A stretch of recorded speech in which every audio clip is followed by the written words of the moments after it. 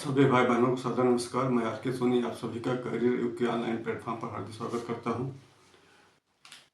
आज का हमारा टॉपिक है, मैं पिछली कक्षा में आपको लेवागोस्की का सिद्धांत, जिस सिद्धांत का नाम था सामाजिक सांस्कृतिक विकास का सिद्धांत, पढ़ा रहा था। उस सिद्धांत के अंतर्गत मैं आपको अन्य प्रमुख सिद्धांत जो थे उसके संदर्भ में मैंने आपको बातें बता रहा था, मैं आपको समझा रहा था, जिसमें से मैं आपको पहला, दूसरा, तीसरा, चौथा और पांचवा सिद्धांत बता चुका हूँ।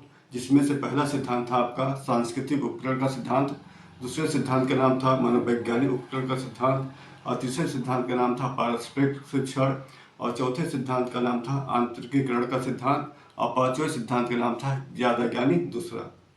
यानी 5 सिद्धांत को हम लोग पढ़ चुके हैं।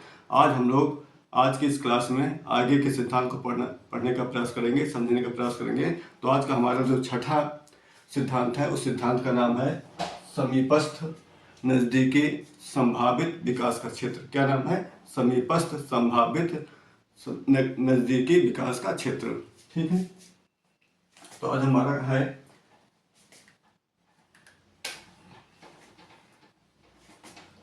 लेवागोस्की। पहले हम लोग यहाँ लिख लेते हैं लेवागोस्की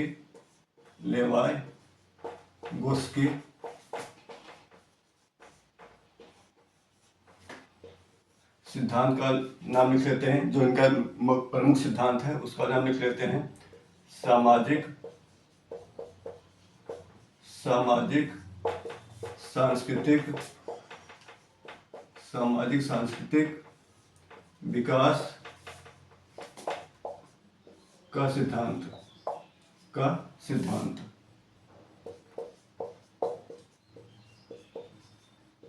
ठीक है, यह इनका प्रमुख सिद्धांत है। मतलब इसी सिद्धांत के नाम से लेवागोस्की को जाना जाता है। तो यही सिद्धांत हम लोग पिछली कक्षा में पढ़ रहे थे और इसके आगे की बात हम लोग कर चुके हैं, जिसमें से हम लोगों ने 5 सिद्धांत को पढ़ लिया है, जैसा कि मैं अभी थोड़ी देर पहले आपको बताया। आज हम लोग इसके आगे की बात करेंगे, यानी छठे सिद्धांत को पढ़ेंगे। और छठे सिद्धांत का नाम है संभावित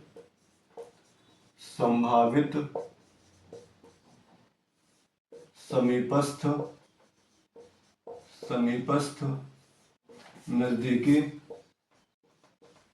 नजदीकी विकास का क्षेत्र।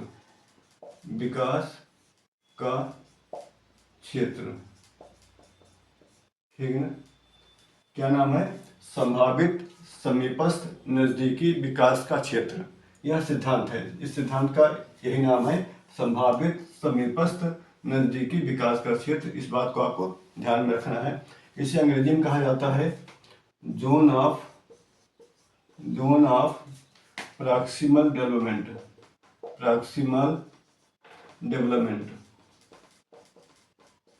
क्या कहा जाता है? जोन ऑफ प्रॉक्सिमल डेवलपमेंट कहा जाता है। ठीक है ना? संभावित समीपस्थ नजदीकी विकास का क्षेत्र अंग्रेजी में क्या कहा जाता है? जोन ऑफ प्रॉक्सिमल डेवलपमेंट कहा जाता है, जिसे शॉर्ट फॉर्म में क्या कहा जाता है? ZPD कहा जाता है। इस बात को ध्यान में रखना है। यानी ZPD के नाम से भी इसे जाना जाता है। इसका फुल फॉर्म क्या होता है? जोन ऑफ प्रॉक्सिमल डेवलपमेंट होता है। अब हम लोग बात करेंगे, इसको साफ करेंगे, तब हम आपको समझाने का प्रयास करेंगे कि संभावित विकास का क्षेत्र किसे कहा जाता है। संभावित विकास का क्षेत्र किसे कहा जाता है, इसको हम लोग समझने का प्रयास करेंगे। तो सबसे पहले हम लोग लिखेंगे कि संभावित विकास का क्षेत्र किसे कहा जाता है। लिख लेते हैं, तब समझते हैं तो आसान रहेगा समझने में। तो संभावित नजदीकी विकास का क्षेत्र किसे कहा जाता है, इसको लिखेंगे समस्या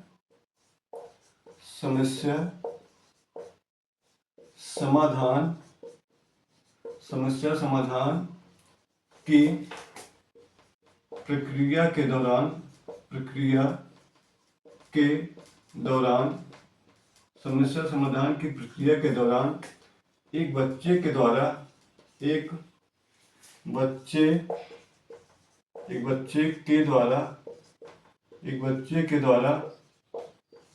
बिना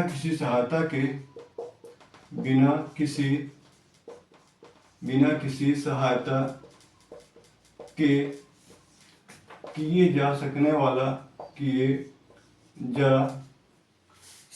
वाला किए जा सकने वाला कार्य और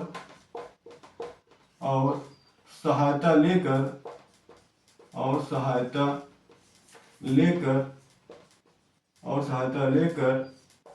किए जा सकने वाले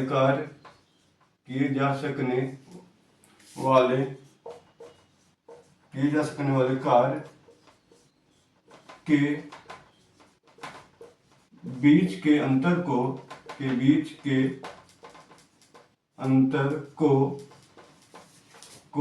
जेडपीडी कहा जाता है, यानी समीपस्थ विकास का क्षेत्र कहा जाता है। ठीक ना। आप यहाँ पर देख रहे हैं कि जो हमारा संभावित विकास का क्षेत्र होता है उसका कंसेप्ट क्या होता है, उसका अभिप्राय क्या होता है। तो हमने यहाँ पर देखा कि समस्या समाधान की प्रक्रिया के दौरान एक बच्चे के द्वारा बिना किसी सहायता के किए जा सकने वाला कार्य और सहायता लेकर किए जा सकने वाले कार्य के बीच के अंतर को जेडपीडी कहा जाता है। कहने का मतलब यह है कि एक बच्चा जब किसी कार्य को करना प्रारंभ करता है तो शुरुआती दौर में उसे कोई भी समस्या उत्पन्न नहीं होती है, बल्कि खुद के प्रयास से वह अपने कार्यों को करता हुआ आगे बढ़ता है। जब वह करता हुआ आगे बढ़ता है तो जहाँ तक वह खुद से कर सकता है वहाँ तक तो करता है, लेकिन एक समय के बाद वह रुक जाता है, आगे बढ़ नहीं पाता है। जब वह रुक जाता है, आगे बढ़ नहीं पाता है, तो वहाँ पर यदि उसे किसी वयस्क की सहायता मिल जाए, यानी किसी MKO की सहायता मिल जाए, और MKO के अंतर्गत मैंने आपको बताया था कि कौन कौन आते हैं, माता पिता, भाई बहन, शिक्षक या आपके ज़्यादा बुद्धिमान सहपाठी। अगर इन लोगों की सहायता उसे मिल जाए तो वह अपने कार्य को अंतिम सीमा तक पहुंचा सकता है, यानी वह अपने लक्ष्य को प्राप्त कर सकता है। तो जहां उसे दिक्कत हुई थी और जहां उसे पहुंचना था, वहां तक पहुंचने में जो किसी वयस्क के द्वारा उसे सहायता मिल रही है, उन दोनों के बीच के अंतर को क्या बोला जाता है, जेडपीडी बोला जाता है। क्या बोला जाता है, जेडपीडी बोला जाता है। कहने का मतलब यह है कि एक बच्चे के द्वारा खुद से जो प्रयास किया जा रहा है, यानी वो बच्चा खुद से जहाँ तक पहुँच सकता है और जहाँ तक उसे पहुँचना है, यानी एक बच्चे के द्वारा जो प्रयास किया जा रहा है कि मुझे यहाँ तक पहुँचना है, वहाँ तक वह पहुँच रहा है, लेकिन उसे उसका जो अंतिम लक्ष्य है कि मुझे यहाँ तक पहुँचना है, वहाँ तक पहुँचने में जो उसे मदद मिल रही है, उन दोनों के बीच के अंतर को क्या बोला जा रहा है, जेडपीडी बोला जा रहा है। समझ में आ रहा है ना। यानी एक बच्चे के द्वारा, यानी एक बच्चा जहाँ तक खुद से पहुँच सकता है और जहाँ उसे पहुँचना है, उन दोनों के बीच के खाली स्थान को क्या बोला जाता है, जेडपीडी बोला जाता है। मैं आपको और एग्जाम्पल के माध्यम से समझाने का प्रयास करूंगा। इसको पहले आप देख लीजिए कि समस्या समाधान की प्रक्रिया के दौरान एक बच्चे के द्वारा बिना किसी सहायता के किए जा सकने वाला कार्य और सहायता लेकर किए जा सकने वाले कार्य के बीच के अंतर को क्या बोला जाता है, जेडपीडी बोला जाता है। देख लेना। और मैं आपको क्या बता रहा था कि एक बच्चा जहां तक खुद से पहुंच सकता है और जहां उसे पहुंचना है, उन दोनों के बीच के गैप को क्या बोला जाता है, जेडपीडी बोला जाता है। एक एग्जाम्पल के माध्यम से हम लोग इसको और ज्यादा समझने का प्रयास करेंगे। एग्जाम्पल देखेंगे तो बातें और क्लियर हो जाएगी।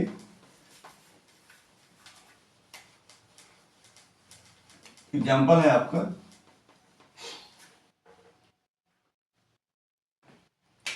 एग्जाम्पल है जैसे एक बच्चा है, एक बच्चा यहाँ पर है, आप देख रहे हैं एक बच्चा यहाँ पर है, और जब वह बच्चा खुद से प्रयास करता है तो बच्चा यहाँ से यहाँ तक पहुँच जाता है। यानी एक बच्चा जब खुद से प्रयास करता है या मेहनत करता है या कोशिश करता है तो वह बच्चा यहाँ तो पहले था, लेकिन अब यहाँ से कहाँ पहुँच गया, यहाँ तक पहुँच गया। अब उसे पहुँचना कहाँ है, अब उसे पहुँचना यहाँ पर है। कहाँ पहुँचना है, यहाँ पर है। अब यहाँ पर पहुँचने में यदि उसे किसी वयस्क की सहायता मिल जाती है तो वह बच्चा यहाँ से यहाँ तक पहुँच जाएगा। यानी यह जो खाली स्थान है, यहाँ तक पहुँचने में जो उसका लक्ष्य है, अगर किसी की सहायता मिल जाती है तो वह बच्चा यहाँ से यहाँ तक पहुँच जाएगा। तो यह जो आपका खाली स्थान है, यानी जो आपका यह वाला एरिया है, ये जो यहाँ बना हुआ है, ये जो पूरा एरिया बना हुआ है ना, यह एरिया आपका क्या कहलाता है? जेडपीटी कहलाता है। क्या कहलाता है? जेडपीटी कहलाता है। समझ गए ना? यानी एक बच्चा यहाँ पर है, अब यहाँ से वह बच्चा खुद से प्रयास कर रहा है और खुद से प्रयास करके बच्चा यहाँ तक पहुँच जा रहा है, यानी यहाँ से लेकर यहाँ तक की दूरी वह खुद से तय कर ले रहा है।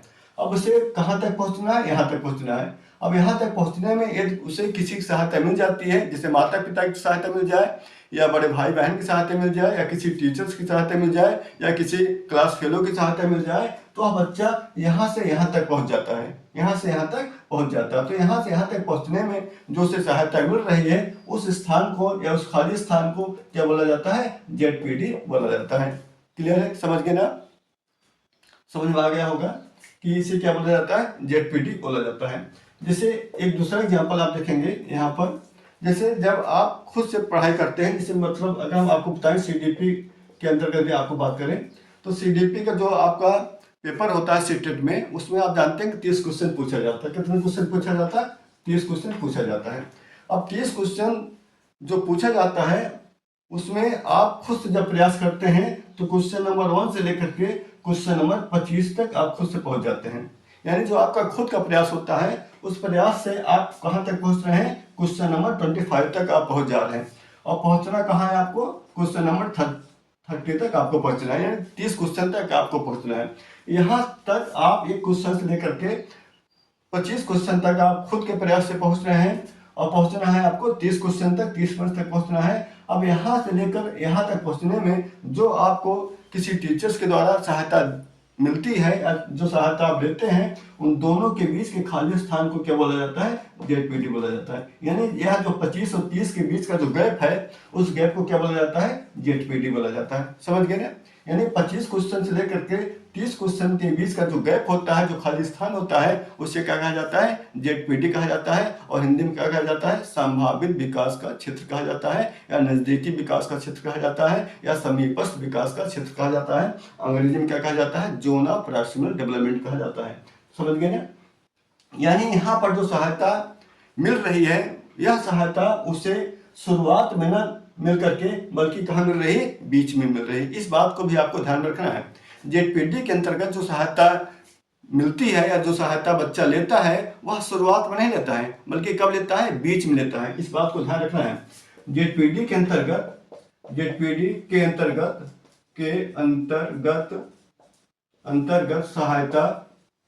सहायता बीच में ली जाती है। सहायता कब ली जाती है? सहायता बीच में ली जाती है। इस बात को ध्यान में रखना है। सहायता कहाँ ली जा रही है? सहायता बीच में ली जा रही है। ठीक है ना? अब यह जो सहायता बीच में ली जाती है, यह सहायता कैसी होती है? यह सहायता स्थायी होती है। कैसी होती है? स्थायी होती है। इस बात को भी आपको ध्यान में रखना है। सहायता बीच में ली जाती है और सहायता किस प्रकार की होती है? सहायता स्थायी प्रकार की होती है, अस्थायी नहीं होती है। ध्यान रखना बेटा, स्थायी होती है, अस्थायी नहीं होती है। इस बात को दिमाग में सेट कर लेना है। तो जेडपीटी के अंतर्गत जो सहायता बच्चा लेता है वह सहायता कब लेता है? बीच में लेता है। कब लेता है? बीच में लेता है। और यह सहायता किस प्रकार की होती है? यह सहायता स्थायी प्रकार की होती है, अस्थायी नहीं होती है। समझ गए? मुझे उम्मीद है कि आपको जेडपीटी समझ में आ गया होगा। अब हम लोग आगे के सिद्धांत को पढ़ने का प्रयास करेंगे।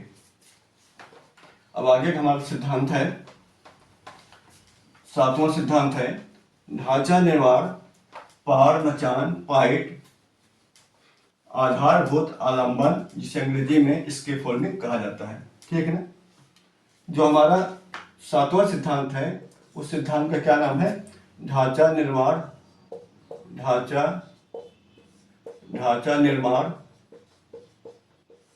पहाड़ मचान, पाइट,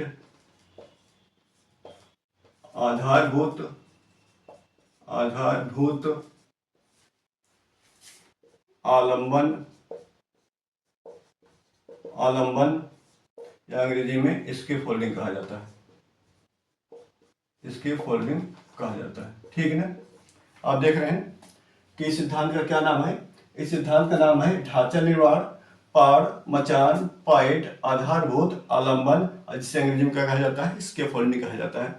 इतना नाम मैं यहाँ पर इसलिए लिखा क्योंकि परीक्षाओं में कभी कभी अलग अलग नाम से आपको ऑप्शन में मिलता है, तो ये सारे नाम से आपको परिचित होना है। धातु निर्माण भी इसे हिंदी में कहा जाता है, इसे पार भी कहा जाता है, इसे मचान भी कहा जाता है, इसे पाइट भी कहा जाता है, इसे आधारभूत भी कहा जाता है, इसे आलंबन भी कहा जाता है, और अंग्रेजी में क्या कहा जाता है, इसके फोल्डिंग कहा जाता है। इस बात को दिमाग में सेट कर लेना है। अब हम लोग बात करेंगे कि ढांचा निर्माण का कंसेप्ट क्या होता है, इसका अभिप्राय क्या होता है, इसका मतलब क्या होता है। तो इसको हम लोग बात करेंगे, इसको साफ कर लेते हैं। तो बात करते हैं, पहले हम लोग लिखते हैं कि इसका अभिप्राय क्या होता है। लिखने के बाद फिर आपको मैं समझाने का प्रयास करूंगा कि ढांचा निर्माण क्या होता है, ठीक है ना। तो आप देखेंगे यहाँ पर कि समस्या समाधान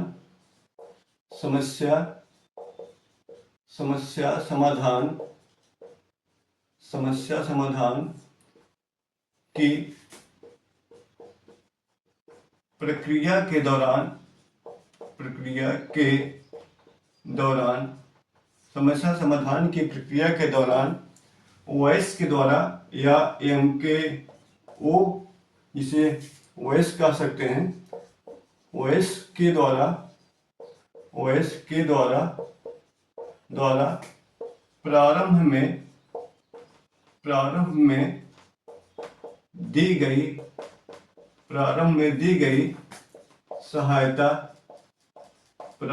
दी गई सहायता पार कहलाती है।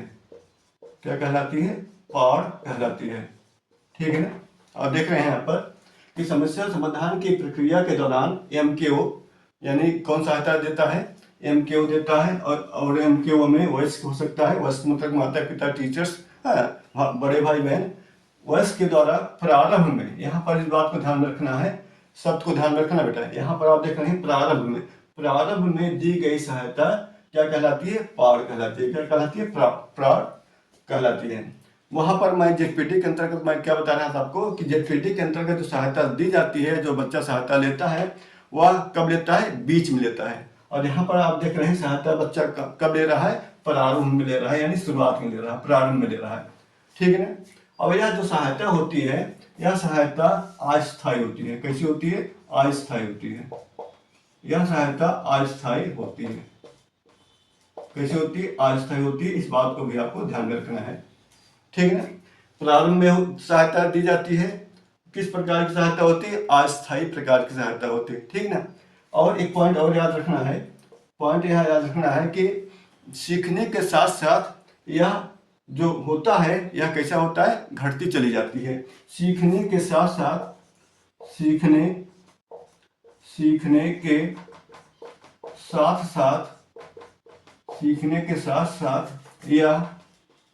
यह घटते चली जाती है।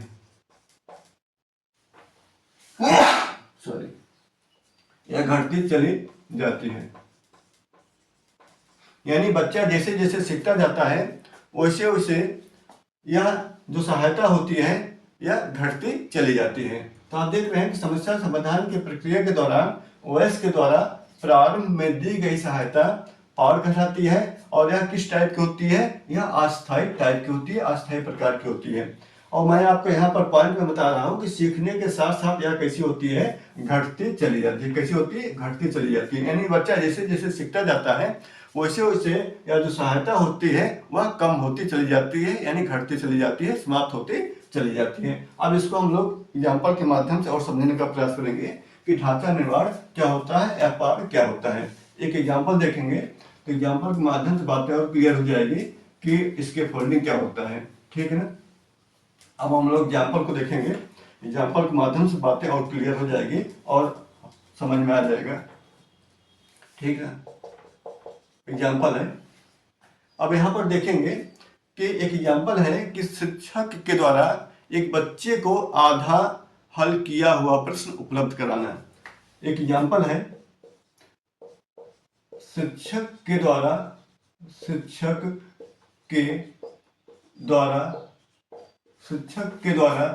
विद्यार्थी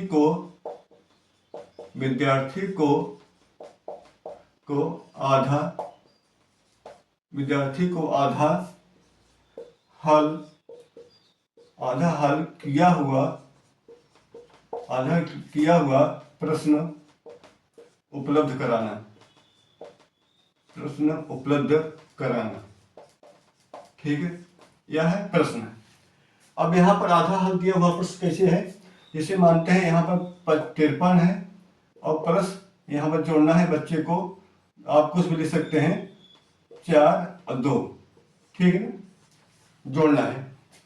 अब यहाँ पर एक टीचर के द्वारा क्या किया गया है, टीचर के द्वारा यह जो पहला वाला है 3 में जो 2 जोड़ना है इसको जोड़कर बता दिया गया है। यानी जोड़ने के तरीके बताया गया है कि पहले अगर 3 में 2 जोड़ना है तो पहले 3 लाइन खींचेंगे, फिर 2 लाइन खींचेंगे, फिर दोनों को जोड़ लेंगे तो 1 2 3 4 5 क्या हो जाएगा, या 5 हो जाएगा, ठीक है।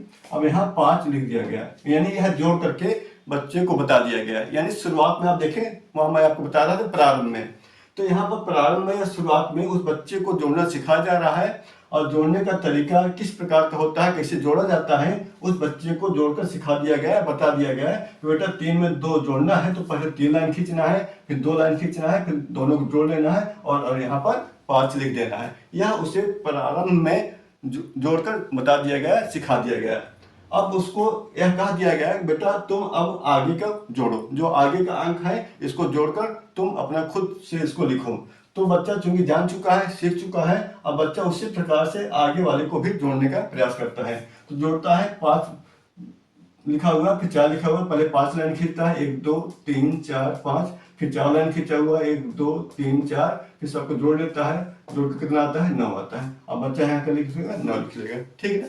यानी शुरुआत में उसको जोड़कर बता दिया गया, सिखा दिया गया कि 3 में 2 कैसे जोड़ा जाता है, फिर बच्चा अपने मन से ना जोड़ता है आगे वाले अंक को और यहाँ पर क्या लिख देता है 9 लिख देता है, ठीक है ना, समझ में आ गया ना। यानी यहाँ पर जो सहायता बच्चे को दी जा रही है वह शुरुआत में दी जा रही है, प्रारंभ में दी जा रही है। आप देख रहे हैं यहाँ पर जो जोड़ने का तरीका सिखाया जा रहा है यह शुरुआत में सिखाया जा रहा है ना। ऐसा थोड़ी नहीं होता कि एक बच्चा जोड़ना सीख जाता है तब उसे जोड़ना सिखाया जाता है, ऐसा नहीं होता है। आप देखे होंगे कि जैसे हम ही आप हैं, क्या हम आपको जब जोड़ने की बात आती है, किसी चीज़ को जोड़ना होता है तो क्या फिर से किसी की सहायता लेनी पड़ती है या मांगनी पड़ती है? नहीं। क्यों नहीं मांगनी पड़ती? क्योंकि हम लोग जोड़ना सीख चुके हैं, ठीक है ना। तो उसी प्रकार से यहाँ पर भी है, जब बच्चा जोड़ना सीख रहा होता है तब उसे जोड़ना सिखाया जाता है, जब बच्चा जोड़ना सीख चुका होता है तब उसे जोड़ना नहीं सिखाया जाता है। क्लियर हुआ ना। उसके बाद एक पहला एग्जाम्पल हो गया। दूसरा एग्जाम्पल आप देखेंगे कि आप देखे होंगे जब हमारे आपका मकान बनता है और मकान की जब छत की ढलाई होती है तो छत की ढलाई होने से पहले उसमें बहुत सारे बांस की बल्लियाँ या और किसी प्रकार की बल्लियाँ पहले सेट किया जाता है, लगाया जाता है, यानी सेटरिंग किया जाता है। सेटरिंग करने के बाद उस छत की ढलाई होती है और आप देखे होंगे जब छत की ढलाई हो जाती है और 10 दिन या 15 दिन में जब छत पक जाता है तो जो भी बल्लियाँ लगी होती हैं उन बल्लियों को क्या किया जाता है, हटा लिया जाता है। क्या किया जाता है? हटा लिया जाता है। यानी यहाँ पर शुरुआत में जब छत की ढलाई हो रही होती है, छत की ढलाई होने से पहले उसे बल्लियों के द्वारा सहायता दी जाती है, यानी बल्लियों के माध्यम से उस छत की ढलाई होती है। यानी बल्लियाँ क्या हो गई, आपका शुरुआती सहायता हो गई, शुरुआती सहायता हो गई। और मैं आपको यहाँ पर बताया था कि यह सहायता किस प्रकार की होती है, अस्थायी प्रकार की होती है। किस प्रकार की होती है बेटा? अस्थायी प्रकार की होती है, समझ गए ना। जैसे आप देखे होंगे जब छत बन जाता है, छत तैयार हो जाता है, छत पक जाता है तो क्या बल्लियां लगी रह जाती हैं? नहीं, बल्लियां लगी नहीं रह जाती है, बल्कि बल्लियों को निकाल लिया जाता है, बल्लियों को हटा लिया जाता है। जब बल्लियों को हटा लिया जाता है तो किस प्रकार की सहायता हुई? अस्थायी प्रकार की सहायता हुई। किस प्रकार की सहायता हुई बेटा? अस्थायी प्रकार की सहायता हुई। क्यों? क्योंकि यहाँ पर बल्लियों को हटा लिया गया। जो शुरुआती दौर में छत की ढलाई होने से पहले जो सहायता उसे दी गई थी बल्लियों के माध्यम से कि बल्लियां लगा दी जाए तब छत की ढलाई हो, छत बन जाए, तो उन बल्लियों को क्या किया जाता है? हटा लिया जाता है, हटा लिया जाता है। इसलिए इसे किस प्रकार की सहायता बोला जाता है? अस्थायी प्रकार की सहायता बोला जाता है, ठीक है ना, समझ गए ना। तो यहाँ पर आप बिल्डिंग मटेरियल को भी आप ध्यान रख सकते हैं कि बिल्डिंग मटेरियल के माध्यम से भी यहाँ पर किस प्रकार का होता है, किस प्रकार का होता है लेवल, उसके अनुसार इसके फोल्डिंग होता है, समझ गए ना। यहाँ पर जो सहायता उसे दी जाती है वो शुरुआत में दी जाती है और किस प्रकार की सहायता होती है? अस्थायी प्रकार की सहायता होती है। जैसे मैं आपको यहाँ पर एग्जाम्पल के माध्यम से समझाया कि 3 में 2 जोड़ना है तो एक टीचर के द्वारा 3 में 2 जोड़ना सिखा दिया जाता है, फिर आगे वाले अंक को जोड़ने के लिए कहा जाता है और बच्चा स्वयं से जोड़ लेता है। उसके बाद मैंने आपको बताया बिल्डिंग मटेरियल ठीक उसी प्रकार से है ना। छत की ढलाई होने से पहले बल्लियों को सहायता दी जाती है, बल्लियों के माध्यम से सहायता प्रदान की जाती है, और जब छत बनकर तैयार हो जाता है तो बल्लियों को किया जाता है, बल्लियों को हटा लिया जाता है। ठीक है ना, समझ गए ना इसके फोल्डिंग क्या होता है। अब हम लोग आगे के सिद्धांत को पढ़ेंगे। अब हमारा आगे का सिद्धांत है 9वां सिद्धांत है। 7, 8, 6, 7 हम लोग पढ़ चुके हैं। अब हम लोग 8वें सिद्धांत पढ़ेंगे। अब हम लोग कौन सा पढ़ेंगे? 8वें सिद्धांत को पढ़ेंगे। 8वें सिद्धांत का क्या नाम है? भाषा विचार से पहले आती है। क्या नाम है? भाषा विचार से पहले, भाषा विचार से पहले आती है।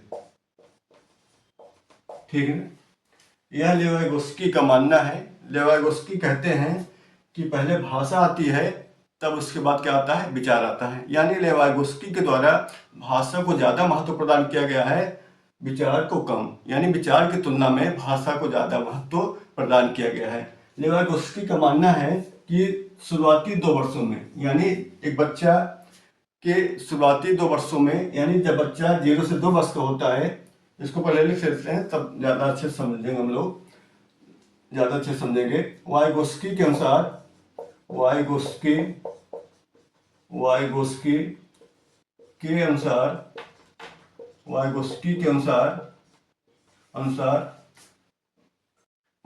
के अनुसार 0 से 2 वर्ष की अवस्था में, 0 से 2 वर्ष की अवस्था में, 0 से 2 वर्ष की अवस्था में बच्चे में भाषा और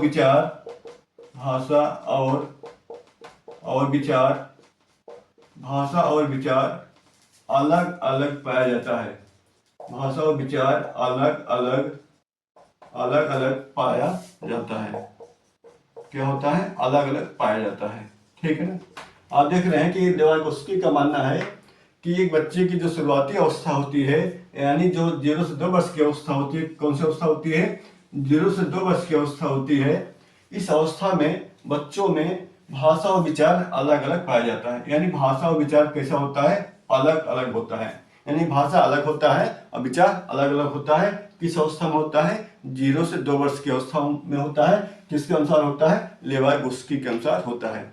लेकिन आगे इनका यह कहना है कि लेकिन इसके बावजूद भी भाषा विचार पर हावी होती है। इनका आगे कहना है कि इसके बावजूद भी क्या होती है? भाषा विचार पर हावी होती है। भाषा विचार पर हावी होती है।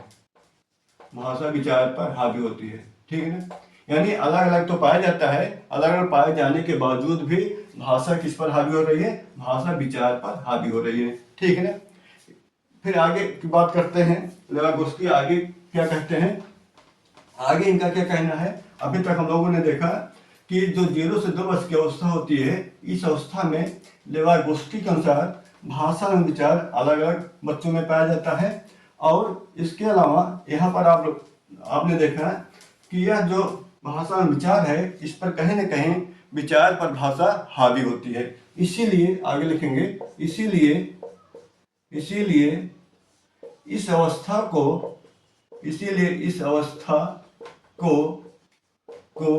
लेवाइगोस्की ने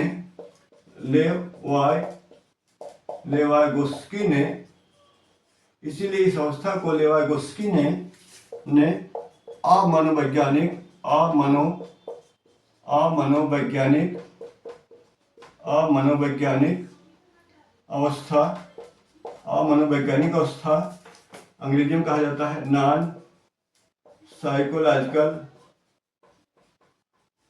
साइकोलॉजिकल पीरियड कहा जाता है। ठीक है ना। इसीलिए इस अवस्था को लेवाइगोस्की ने अमनोवैज्ञानिक अवस्था कहा है या नॉन साइकोलॉजिकल पीरियड कहा जाता है। ठीक है।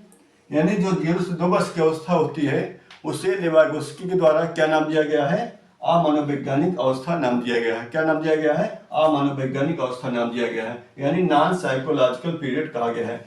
अमनोवैज्ञानिक अवस्था किस अवस्था तक के बच्चों को कहा गया है? 0 से 2 वर्ष। यानी जो 0 से 2 वर्ष की अवस्था होती है, इसे क्या नाम दिया गया है लेवागोस्की के द्वारा? इसे अमनोवैज्ञानिक अवस्था नाम दिया गया है। इस बात को आपको ध्यान रखना है कि जो अमनोवैज्ञानिक अवस्था होती है इसका टाइम पीरियड क्या होता है? 0 से 2 वर्ष होता है। यानी 0 से 2 वर्ष की अवस्था को लेवागोस्की के द्वारा क्या नाम दिया गया है? अमनोवैज्ञानिक अवस्था नाम दिया गया है, जिसे अंग्रेजी में क्या कहा जाता है? नॉन साइकोलॉजिकल पीरियड कहा जाता है। ठीक है ना? मुझे उम्मीद है आपको इतनी बातें समझ में आ गई होगी। अब 0 से 2 वर्ष तक की बात हो गई है। अब हम लोग बात करते हैं कि 2 वर्ष के बाद क्या होता है। यानी जब बच्चा 2 वर्ष के बाद की अवस्था जो बच्चे की होती है उसमें क्या होता है? उसमें क्या होता है देखेंगे यहाँ पर। अब 2 वर्ष के बाद क्या होता है? 2 वर्ष के बाद बच्चों में भाषा का विकास होता है, यानी शाब्दिक और सांकेतिक भाषा का विकास हो जाता है। 2 वर्ष के बाद 2 वर्ष के बाद बच्चों में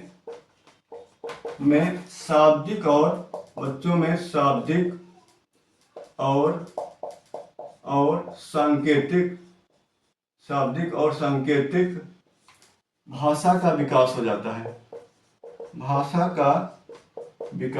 है। भाषा का विकास हो जाता है। ठीक है ना?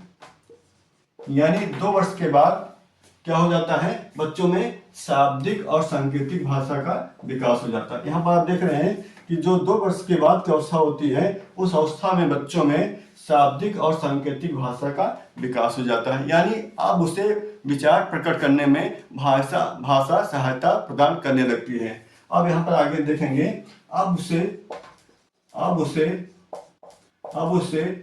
विचार प्रकट करने में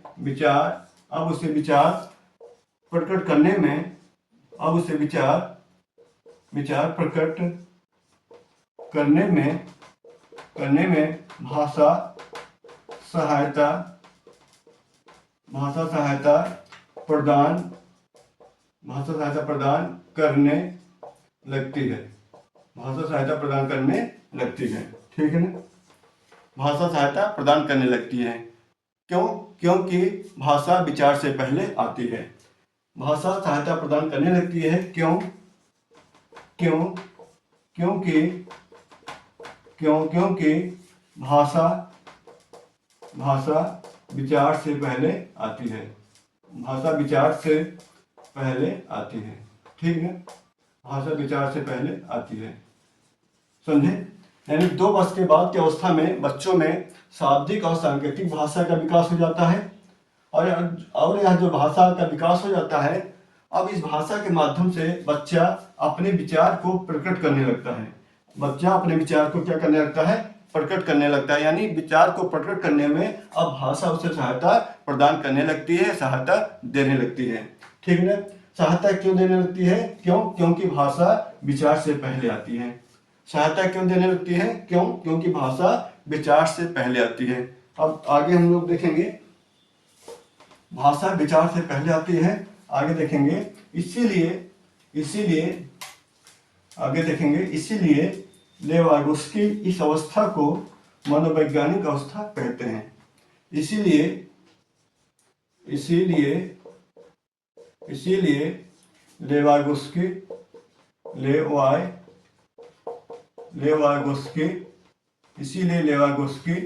इस अवधि को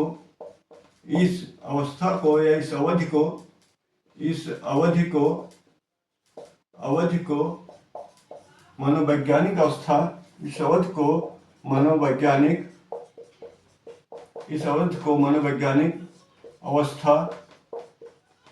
अवस्था नाम देते हैं।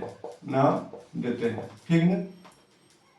नाम देते हैं। ठीक है? यानी साइकोलॉजिकल पीरियड कहा जाता है। क्या कहा जाता है अंग्रेजी में? साइकोलॉजिकल पीरियड कहा जाता है।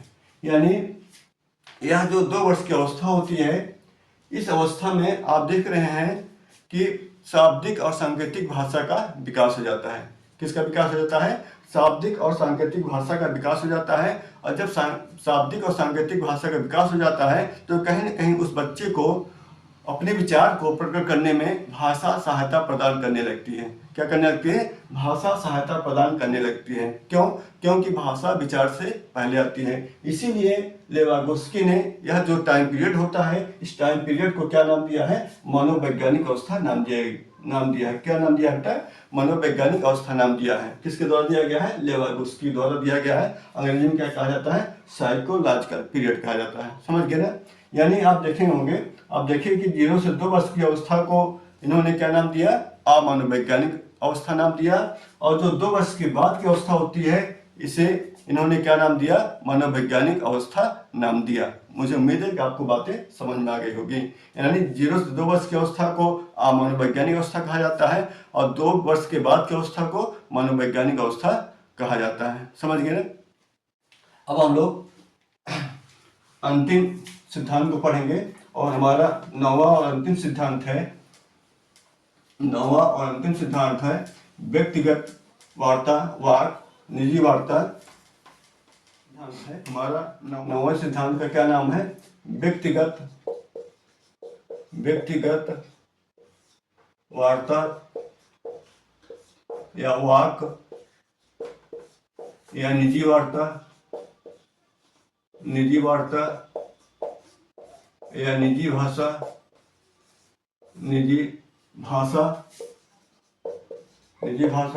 या प्राइवेट स्पीच या इनर स्पीच ठीक कहा जाता है। यानी जो 9वां सिद्धांत है, उस सिद्धांत को हम लोग कई नामों से जानते हैं। जैसे व्यक्तिगत वार्ता भी कहा जाता है, वाक भी कहा जाता है, निजी वार्ता कहा जाता है, निजी भाषा कहा जाता है, अंग्रेजी में प्राइवेट स्पीच कहा जाता है और इनर स्पीच भी कहा जाता है। ठीक है ना? अब इसका क्या मतलब होता है लेवागोस्की के अनुसार? इसका क्या मतलब होता है लेवागोस्की के अनुसार? बच्चे के द्वारा स्वयं से बातें करने को लेवागोस्की के द्वारा निजी वार्ता नाम दिया गया है। क्या नाम दिया गया है? यहाँ पर देखेंगे, बच्चे के द्वारा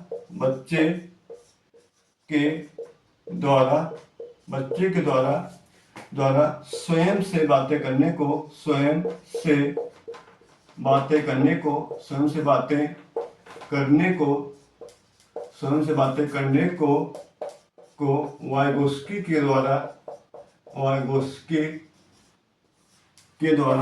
वाइगोस्की के द्वारा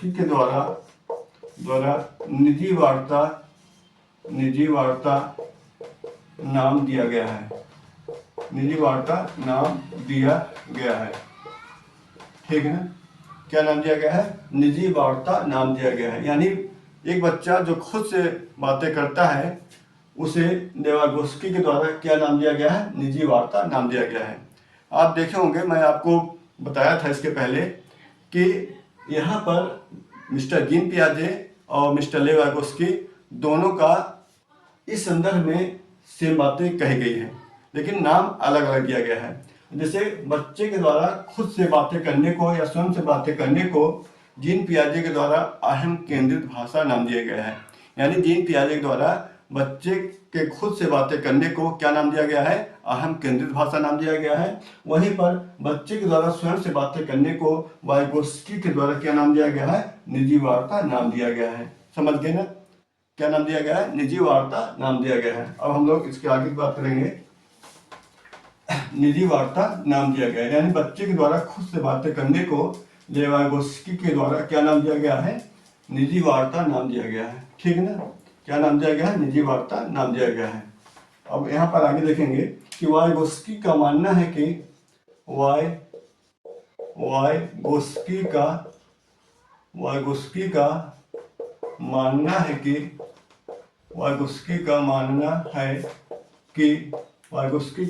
है कि बच्चे द्वारा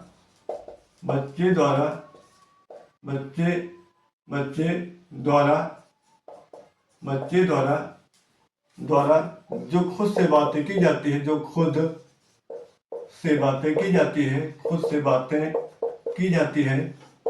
बच्चे के द्वारा जो खुद से बातें की जाती है, वह कहीं न कहीं अपने कार्यों की योजना बनाता है। यानी जो बच्चा खुद से बातें कर रहा है, वह कहीं न कहीं अपने कार्यों की योजना बना रहा होता है।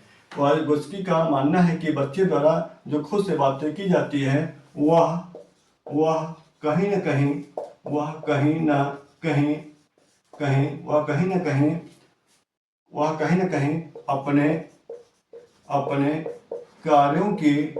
अपने कार्यों की योजना बना रहा होता है। क्या होता है? योजना बना रहा होता है। ठीक है। आप देख रहे हैं कि वाइगोत्स्की का मानना है कि बच्चे द्वारा जो खुद से बातें की जाती है वह कहीं ना कहीं अपने कार्यों की योजना बना रहा होता है।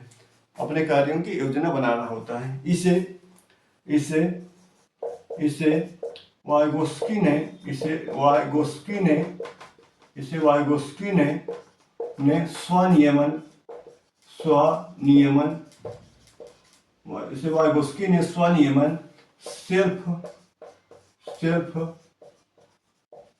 रेगुलेशन कहा है। क्या कहा है? सेल्फ रेगुलेशन कहा है। ठीक है। यानी यहाँ पर वाइगोत्स्की का मानना है कि बच्चे द्वारा जो खुद से बातें की जाती है वह कहीं न कहीं वह बच्चा अपने कार्यों की एक योजना बना रहा होता है। क्या कर रहा होता है? अपने कार्यों की योजना बना रहा होता है। इसे वाइगोत्स्की ने क्या नाम दिया है? स्वनियमन नाम दिया है। क्या नाम दिया है? स्वनियमन नाम दिया है। स्वनियमन नाम दिया है। ठीक है ना।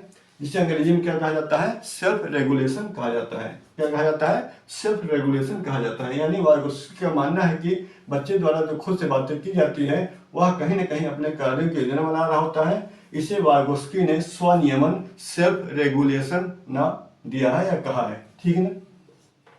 अब यहाँ पर वाइगोत्स्की का जो भी सिद्धांत था उनका प्रमुख सिद्धांत मैंने आपको समझाया, और प्रमुख सिद्धांत के अलावा जो उनके अन्य सिद्धांत भी थे उनको मैं आपको बारी बारी से सारे सिद्धांत को समझाने का प्रयास किया।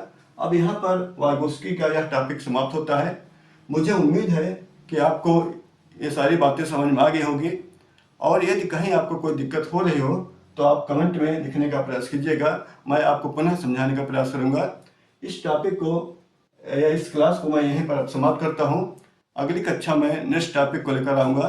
तब तक के लिए बहुत बहुत धन्यवाद।